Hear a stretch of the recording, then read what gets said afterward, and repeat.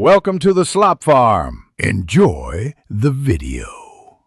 You begin by confirming prerequisites and taking the first actionable steps. Install Selenium and your browser WebDriver, then pip install a map client and pismail36 so you can read mail. Once done, enable a map on the target mailbox and generate an app-specific password if two-factor authentication is enabled. Make sure to store credentials in environment variables or a secret store, not in source files. Now launch a minimal Selenium script to reach the OTP trigger page so you can request the code.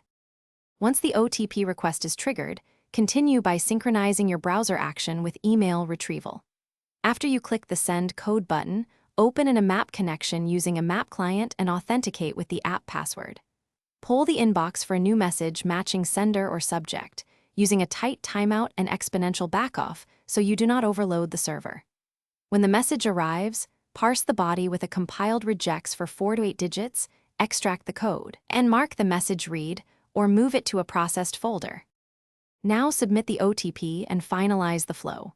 Enter the parsed code into the page input, click Submit, and verify success by checking for a specific DOM element or API response.